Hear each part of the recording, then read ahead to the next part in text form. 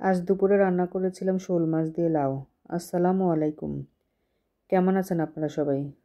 চলে আসলাম নতুন আরও একটা রান্নার ভিডিও নিয়ে। রান্না করব শোল মাছ লাউ দিয়ে। লাউয়ের সাথে বোয়াল মাছ, শোল মাছ, টাকি মাছ, চিংড়ি মাছ এগুলো খুব ভালো যায়। প্রথমে আগে বেরেস্তা বানিয়ে লাল করে উঠিয়ে নিলাম ফোড়ানি বাটা করার জন্য।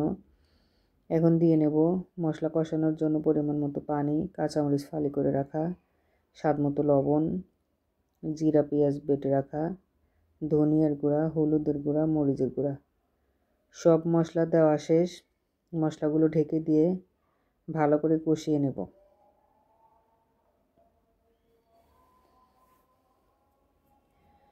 মশলা কষানো হয়ে গেলে উপর দিয়ে এরকম তেল উঠে আসলে এখন দিয়ে নিচ্ছি শোল মাছগুলো।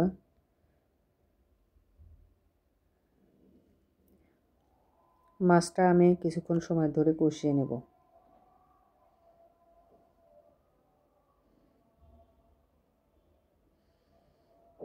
মাছ কষানো হয়ে গেলে অন্য একটা বাটিতে মাছ উঠিয়ে রেখে এখন এই মশলার মধ্যেই এখন লাউগুলো কষিয়ে নেব। মাছ আর লাউ একসাথে কষিয়ে নিলে মাছগুলো ভেঙে যাবে, এই কারণে মাছ আগে উঠিয়ে নিলাম। লাউ কষাবো এখন।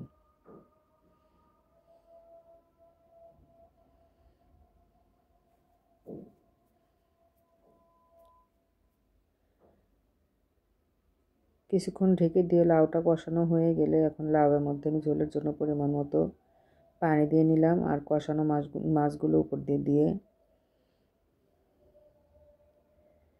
আবারও ঢেকে দিয়ে কিছুক্ষণ রান্না করব।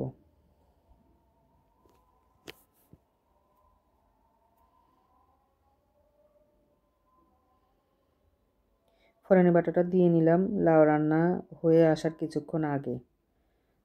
দিলাম ধনিয়া পাতা, লবণ কম হয়েছিল, লবণ একটু দিয়ে নিয়েছি।